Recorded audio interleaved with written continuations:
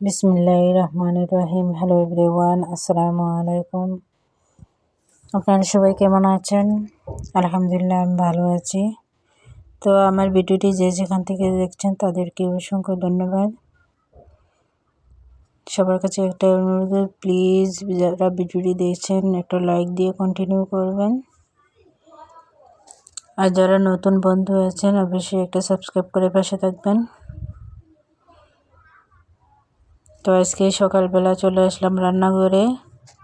তো প্রতিদিন ভাত খেতে তো আর ভালো লাগে না, বা বাচ্চারাও খেতে চায় না প্রতিদিন ভাত। তো আজকে অন্যভাবে অন্য কিছু রান্না করব। আজকে সেমাই আর রুটি বানাবো। তার জন্য আপনারা দেখছেন প্রথমে আমি আটা গুলে নিয়েছি। আজকে আমি রুটিতে বেলবো না, এমনিতেই রুটিটা বানাবো। অন্যদিকে আমি পানিটাও দেখছেন জাল দিয়ে নিয়েছি দুধ দিয়ে সেমাইয়ের জন্য। সবগুলো মশলা দিয়ে আমি জাল দিয়ে ঠান্ডা হওয়ার জন্য রেখে দিয়েছি সাইড করে। এদিকে আমি রুটিগুলো বানিয়ে নিচ্ছি। অনেক সময় দেখা যাচ্ছে রুটি বানাতে গিয়ে বিরক্ত লাগে। হাতে যদি কম সময় থাকে তাহলে ঝটপট এভাবেই বানিয়ে নিতে পারেন রুটি, এতে কিন্তু খুবই ভালো লাগে। আর এই রুটিগুলো খুবই সফটও হয়। তো আমি সবগুলো রুটি এদিকে বানিয়ে নিচ্ছি।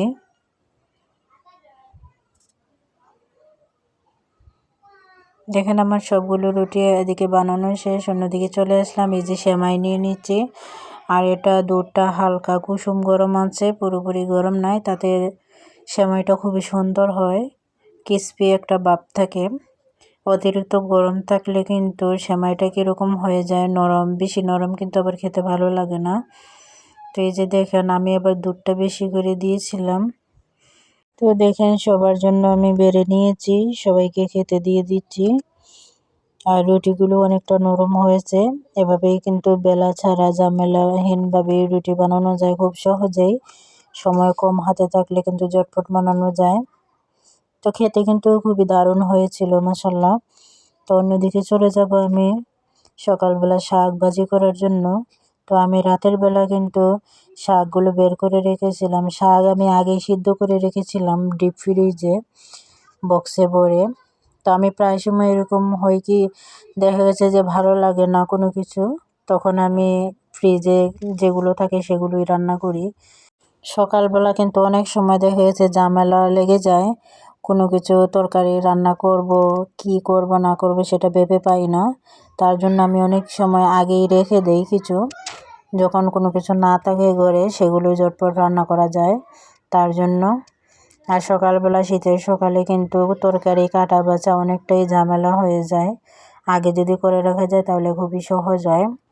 আর একলা করে আপনাদের কার কীরকম লাগে জানি না, একলা করে কিন্তু রান্না বাড়ার কাজ করা কিন্তু অলসতাই লাগে। ঘরে যদি ফ্যামিলিতে অনেকজন থাকে তাতে চাপে করা যায়, বা তাদেরকে দেখেই কিন্তু অনেক কাজ করা যায়। আর আমার কাছে একা কাজ করতে গেলে অনেকটা বিরক্তই লাগে, কাজ করতে গেলে খুবই অলসতা লাগে আর কি। অতিরিক্ত স্বাধীনতা পেলে যেরকম হয়, তো একা থাকি, আমার শ্বশুর শাশুড়ি কেউ নেই, তো একা কখনো কখনো দেখা গেছে যে ভালো লাগে না। তো আজকে সেরকমই ছিল। আগে আমি শাকগুলো সিদ্ধ করে বাটিতে রেখে দিয়েছিলাম, তো আজকে আমার কাজে লেগে গেছে। তো এখানে দেখেন চলে আসলাম দুপুরবেলা চা দিতে মিস্ত্রিদেরকে। কতটুকু কাজ হলো সেটাই দেখাবো। তো আজকে এখানে মাটি ফেলা হয়েছে, মাটি ফেলে কিন্তু এটা ভরাট করার পরে কিন্তু লিন্ডার দেওয়া হবে। তো এইদিকে দেখেন আবার